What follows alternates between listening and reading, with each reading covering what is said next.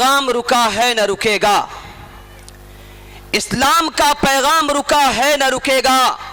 मोमिन कभी बातिल से दबा है न दबेगा, मोमिन कभी बातिल से दबा है न दबेगा। लालच न दो हमें सोने के पहाड़ों का तुम, लालच न दो हमें सोने के पहाड़ों का तुम। दामाने मोहम्मद हमसे छूटा है न छूटेगा इंशाअल्लाह। अब आइए खतीब दिशान जी सलाहियत हरदिल अजीज, करोड़ों के मजमा में संजीदगी बख्शने वाला अदीब, ऐवाने बातिल में जलजला बर्पा करने वाला खतीब, शहनशाह फिक्र तदब्बुर, आबरूए सुन्नियत, फन खिताबत के नैयर ताबा, जामे माकुलात व मनकुलात, मुफक्किर मिल्लत, हजरतुल उस्ताज हजरत मौलाना मुफ्ती मोहम्मद यूसुफ साहब दामत बरकातुहुल आलिया, खलीफे अजल मुफ्ती आजम हजरत मुफ्ती महमूदुल हसन साहब नव्वरल्लाहु मरकदहू, उस्ताद हदीस मादरे इल्म दारुल उलूम देवबंद सहारनपुर से मैं नहायत ही अदब व एहतराम के साथ गुजारिश करता हूँ कि हजरत तशरीफ़ लाएँ और अपनी ईमानी इरफानी हक्कानी तकरीर से खाबिदा कौम को बेदार करें। ये अलग बात है कि चुपचाप खड़े रहते हैं, ये अलग बात है कि चुपचाप खड़े रहते हैं, फिर भी जो लोग बड़े हैं वो बड़े रहते हैं, फिर भी जो लोग बड़े हैं वो बड़े रहते हैं। ऐसे असलाफ से मिलता है हमारा शजरा, ऐसे असलाफ से मिलता है हमारा शजरा, जिनके जूतों में कई ताज पड़े रहते हैं। हजरत से इल्तिमास है कि अपने मवाइज़ हसना से हम सबको मुस्तफीज फरमाएं। मस्जिदें पक्की और शानदार बनाना मसले का हल नहीं है, नमाजी पक्का होना चाहिए। वमन यत्तक़िल्लाह यजअल लहू मखरजा व यरज़ुक़हु मिन हैसु ला यहतसिब।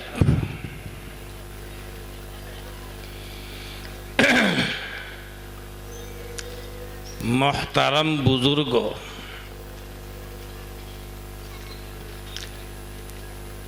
आपने हजरत मौलाना अशरफ अली साहब थानवी रहमतुल्लाह अलैह का नाम बारहा सुना है, सुनते रहते हैं, सुनते हैं ना भाई। हजरत मौलाना अशरफ अली साहब थानवी रहमतुल्लाह अलैह बहुत बड़े आलिम हैं और बहुत बड़े बुजुर्ग हैं, बहुत किताबों के मुसन्निफ हैं। उनसे किसी ने पूछा कि हजरत आप इतने बड़े आलिम हैं, इतनी किताबें आपने लिखी हैं, तो बहुत किताबें पढ़ने की नौबत आई होगी। वाक़ियतन उलमा को बहुत सारी किताबों पढ़ने की नौबत आती है, कोई हद नहीं है उसकी। लेकिन हजरत मौलाना थानवी रहमतुल्लाह अलैह ने जवाब दिया, भाई मैंने तो सिर्फ 3 किताबें पढ़ी हैं। अब वो 3 किताबें कौन सी हैं? एक नाम लिया हजरत हाजी इमदादुल्लाह साहब मुहाजिर मक्की रहमतुल्लाह अलैह, यानी अपने पीर का, और एक नाम लिया हजरत मौलाना याकूब साहब नानौतवी रहमतुल्लाह अलैह, यानी अपने उस्ताद खास का, दारुल उलूम के सबसे पहले सदर मुदर्रिस मौलाना याकूब साहब। और तीसरी किताब नाम लिया हजरत मौलाना रशीद अहमद गंगोई का। अगरचे हजरत मौलाना गंगोही और हजरत थानवी दोनों पीर भाई हैं, दोनों हाजी साहब रहमतुल्लाह अलैह के खलीफा और मुजाज हैं, लेकिन हजरत थानवी रहमतुल्लाह अलैह उम्र में हजरत गंगोही से छोटे हैं। उन्होंने हजरत गंगोही को अपना पीर भाई नहीं बल्कि मिसल पीर के समझा, पीर का दर्जा देते थे हमेशा। और हजरत गंगोही भी हमेशा बहुत ही शफकत का, करम का मामला फरमाते थे। बहरहाल ये 3 नाम हजरत ने लिए, हाजी इमदादुल्ला, मौलाना याकूब साहब और हजरत मौलाना रशीद अहमद गंगोही। इससे क्या मालूम हुआ, हर आलिम को किताबें तो बहुत देखनी पड़ती हैं, बहुत सारी किताबें देखनी पड़ती, कोई हद नहीं है उसकी। और हजरत थानवी ने भी पता नहीं कितनी पढ़ी और देखी हैं, लेकिन वो इशारा कर रहे हैं कि एक है किताब, उसकी जमा आती है कुतुब, अरबी में किताब कुतुब, और एक है बड़ा काफ और तौ, कुतुब।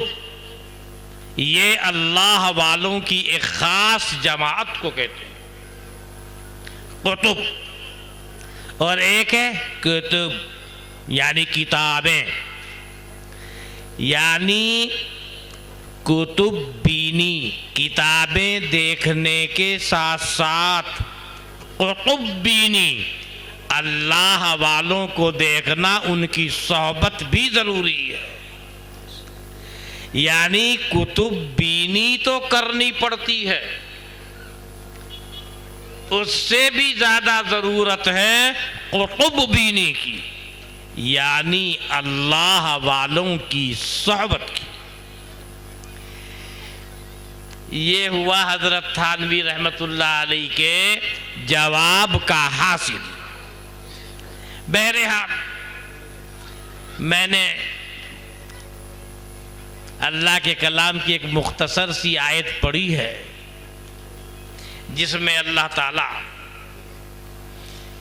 ये वादा फरमा रहा है और ये ऐलान कर रहा है कि मेरे बंदो मुझसे ताल्लुक करो, मुझसे जुड़ो, मेरी फरमा बरदारी और इताअत करो और तकवा इख्तियार करो।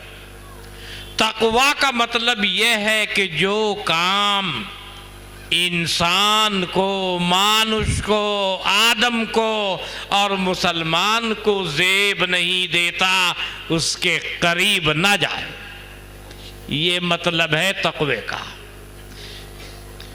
जो अल्लाह का मंशा है उसके मुताबिक उसकी जिंदगी गुजरे, इसको तकवा कहते हैं।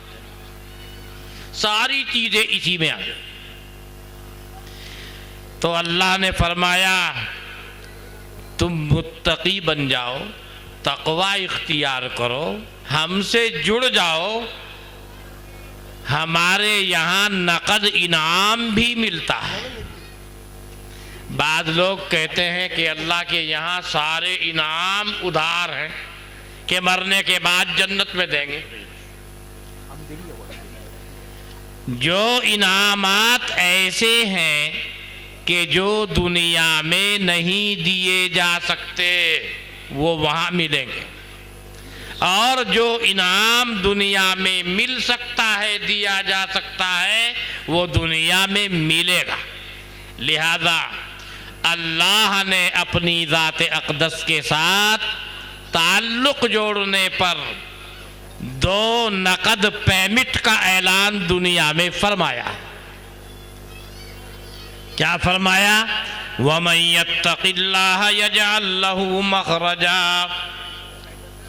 जो तक़वा इख्तियार करेगा, मुत्तकी होगा, हमसे जुड़ेगा, हमारी बंदगी करेगा, तो हमारा वादा है कि दुनिया जब उसको परेशान करेगी और रंजो गम में डालेगी, हम उसके रंजो गम को हटा देंगे और रंजो गम से और परेशानियों से उसे निकाल कर बाहर कर देंगे। वो हमारा काम होगा। दूसरे अल्फाज में ये कहिए, बंदा जब बंदगी पर रहता है और कोई परेशानी उसे पकड़ती है, अल्लाह फरमा देता है बंदे परेशान होने की जरूरत नहीं, अपने काम में लगे रहो। रहा तुम्हारा ये मसला, मैं खुद निपट लूंगा उससे।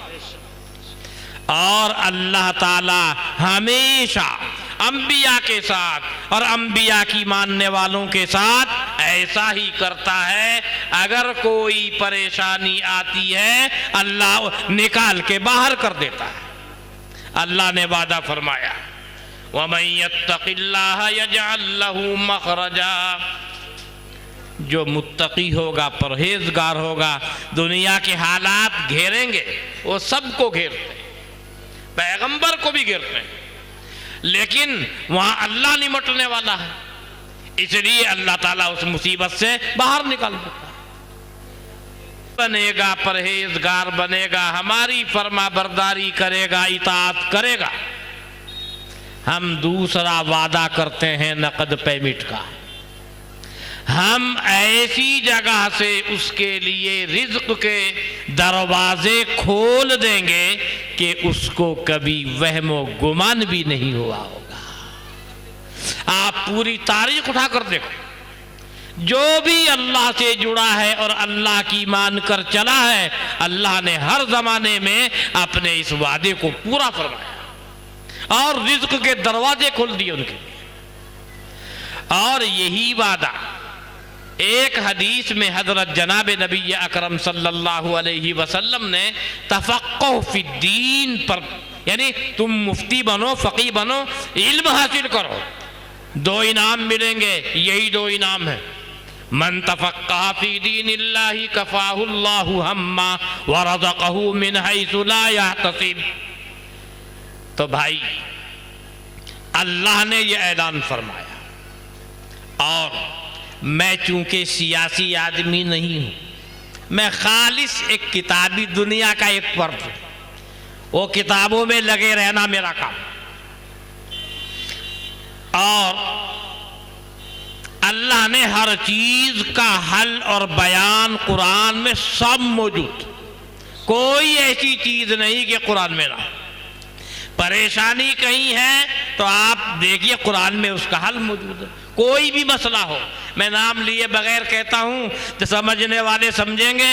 अल्लाह फरमाता है, वक़ाल अल्लज़ीना कफ़रू लिरुसुलिहिम लनुख़रिजन्नकुम मिन अर्दिना औ लतऊदुन्न फ़ी मिल्लतिना फ़अौहा इलैहिम रब्बुहुम लनुहलिकन्न अज़्ज़ालिमीन व लनुस्किनन्नकुमुल अर्ज़ मिन बअदिहिम ज़ालिका लिमन ख़ाफ़ मक़ामी व ख़ाफ़ वईद।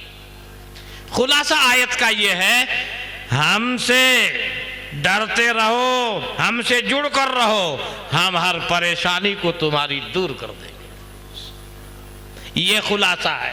बाकी जो इसकी तफसील में जा सकते हैं वो जाएंगे। और अल्लाह ने अपने हबीब से वादा फरमाया कि जब तक आप अपनी उम्मत में हैं हम इन पर अज़ाब नाज़िल नहीं करेंगे। हुज़ूर सल्लल्लाहु अलैहि वसल्लम उम्मत के दरमियान रहे, कोई कभी अज़ाब नहीं। कुरान कहता है, वमा कान अल्लाहु मुअज़्ज़िबहुम व अंत फ़ीहिम। यही मतलब है इसका। अल्लाह के हबीब सल्लल्लाहु अलैहि वसल्लम को उलझन हुई कि मेरी वफात के बाद उम्मत का क्या होगा।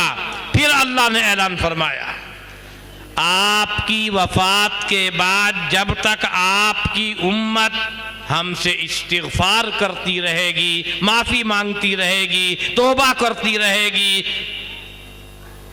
तो हम उम्मत पर अज़ाब नहीं भेजेंगे। अल्लाह ने ऐलान फरमा रखा, वमा कान अल्लाहु मुअज़्ज़िबहुम व हुम यस्तग़फ़िरून। यही मतलब है इस आयत का। आपकी उम्मत जब तक इस्तिग़फ़ार में, तौबा में, मग़फ़िरत तलब करने में मशगूल रहेगी, हम आपकी उम्मत पर कभी अज़ाब नहीं भेजेंगे। तो भाई हालात सामने हैं, हर चीज़ का हल है अल्लाह से जुड़ना, अल्लाह के कलाम से जुड़ना। उसे पढ़ना भी है, उसकी तिलावत भी करनी है, उसको समझना भी है और उसको अपनी ज़िंदगियों में उतारना भी है। एक ही काम नहीं, बहुत सारे हैं। और कुरान के मुताबिक अमल हो गया, बस इस्लाम की, मुसलमान की और कौम मुस्लिम की, उम्मत मुस्लिमा की इज्जत कुरान के साथ जुड़ी हुई है। अल्लाह ने मुसलमान को कुरान की बदौलत इज्जत दी, और जब भी वो कुरान से सही तरीके से जुड़ जाएगा अल्लाह उसे पूरी इज्जत अता फरमाएगा, जैसा कि कुरान ने पहले मुसलमानों को दी है। इकबाल कहता है, वो मुअज़्ज़ज़ थे ज़माने में मुसलमान होकर, और हम खार हुए तारीक़ कुरान होकर। आज भी हो जो बराहीम सा ईमा पैदा, आग कर सकती है फिर अंदाज़े गुलिस्तां पैदा। इसलिए हमें अपने हालात पर भी नज़र डालनी चाहिए। नमाज का क्या हाल है, ज़कात का क्या हाल है, रोज़े का क्या हाल है, अमानतदारी और दियानत का क्या हाल है, सच्चाई और झूठ का क्या हाल है। एक मसला नहीं, बेशुमार मसाइल है।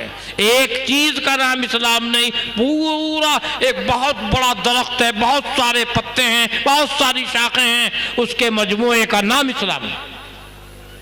तो अल्लाह जानता है किसके अंदर क्या क्या। बहरहाल हर आदमी के ऊपर ज़रूरी है, मुसलमान पर, अपने गिरेबान में झांके कि परेशानी क्यों आ रही है।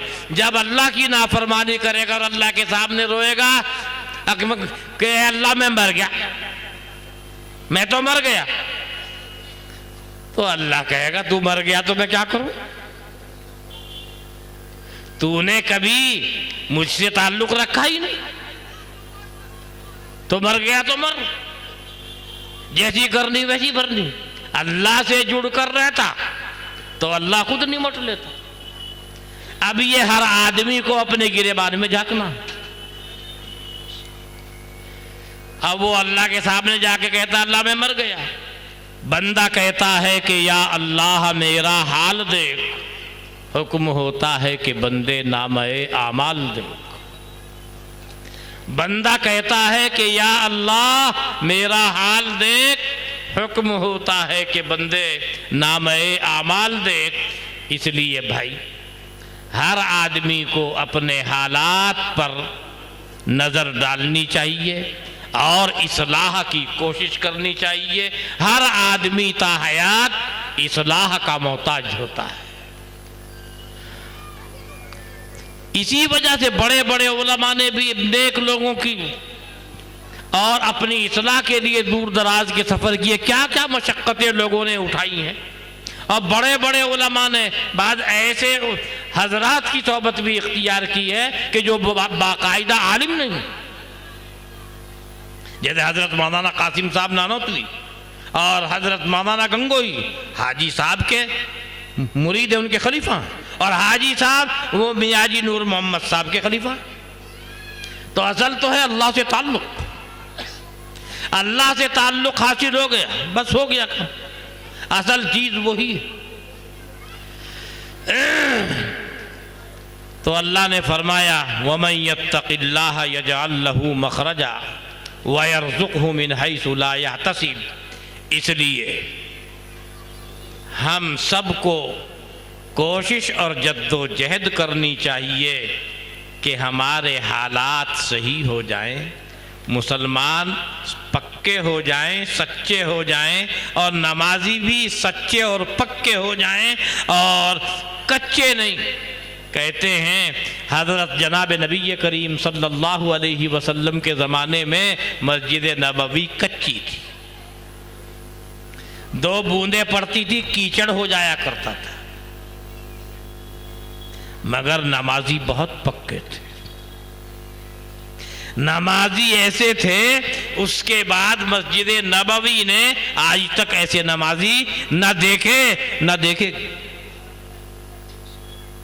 मस्जिद कच्ची थी, नमाजी पक्के थे। मस्जिदें पक्की और शानदार बनाना मसले का हल नहीं है, नमाजी पक्का होना चाहिए। इसलिए अपने हालात पर हमें गौर करना है। और एक बात और अर्ज कर दूं, दारुल देवबंद शुरू हुआ था तो एक अनार के दरख्त से नीचे से शुरू हुआ था। अब तो दारुल की बहुत इमारतें हैं, लेकिन इमारत मकसद नहीं होती। असल मकसूद है अफराद को तैयार करना। हुजूर अक़दस सल्लल्लाहु अलैहि वसल्लम ने ऐसे अफराद को तैयार किया कि अंबिया के सिवा ऐसे अफराद रूए जमीन पर कभी नहीं आए। उन अफराद को तैयार किया। और वो हजरात कहाँ पढ़ते थे? वहां ना कोई इमारत है ना कुछ है, एक चबूतरा है, उस पर बैठे हुए पढ़ते रहते हैं, याद करते रहते हैं, जिसको सुफ़ा कहते हैं। वहां के तलबा थे वो। ऐसे अफराद पैदा किए कि ऐसे अफराद देखे ही नहीं जमाने में अंबिया के अलावा। इसलिए सबसे ज्यादा जरूरत रहती है रिजाल साजी पर, अफराद तैयार। हमारे अकाबिर का यही दस्तूर रहा। हजरत शेखुल हिंद बड़े बड़े अफराद तैयार किए। अल्लामा शब्बीर अहमद उस्मानी, अल्लामा अनवर कश्मीरी, हजरत थानवी, मौलाना हुसैन अहमद साहब मदनी वगैरह, पूरी एक टीम है उलमा, सब हजरत शेखुल हिंद के शागिर्द। हजरत शेखुल हिंद मौलाना कासिम साहब के शागिर्द। तो अकाबिर को हमने देखा कि उनकी जद्दोजहद होती थी अफराद तैयार करने। ऐसे अफराद तैयार हो जाएं जो हर मुश्किल का मुकाबला कर सकें। बहरहाल हमें इस्तिग़फ़ार की, तौबा की, अल्लाह से जुड़ने की ज़रूरत है। और जब अल्लाह से जुड़ जाएंगे इंशाअल्लाह मसला हल होगा। एक मौके पर इकबाल ने कहा था, जिला सकती है शमए कुश्ता को मौजे नफस इनकी, इलाही क्या भरा होता है अहले दिल के सीनों में। न पूछिन खरका पोशों को इरादत हो तो देख इनको, यदे बैजा लिए बैठे हैं अपनी आस्तीनों में। तमन्ना दर्द दिल की है तो कर खिदमत फ़कीरों की, नहीं मिलता ये गौहर बादशाहों के खजीनों में। अल्लाह ताला हमें अपने इन अहकाम पर अमल करने की तौफीक अता फरमाए। आमीन सुम्मा आमीन। व आखिरु दावाना अनिल हम्दुलिल्लाहि रब्बिल आलमीन। अल्लाह उन पूरी उम्मत मुस्लिमा की हिफाजत फरमा। अल्लाहुम्मा ला तुसल्लित अलैना बिज़ुनूबिना मन ला यरहमुना, अल्लाहुम्मा ला तुसल्लित अलैना बिज़ुनूबिना मन ला यखाफुका फीना, अल्लाहुम्मा अइज़्ज़ल इस्लाम वल मुस्लिमीन व अज़िल्ल शिर्क वल मुशरिकीन। हस्बुनल्लाहु व निअमल वकील, निअमल मौला व निअमन नसीर। ला हौला वला कुव्वता इल्ला बिल्लाह, ला मल्जा वला मंजा मिनल्लाहि इल्ला इलैहि। अल्लाहुम्मा वफ़्फ़िक़ना लिमा तुहिब्बु व तर्ज़ा वजअल आखिरतना खैरन मिनल ऊला। सुब्हान रब्बिका रब्बिल इज़्ज़ति अम्मा यसिफ़ून व सलामुन अलल मुरसलीन वल्हम्दुलिल्लाहि रब्बिल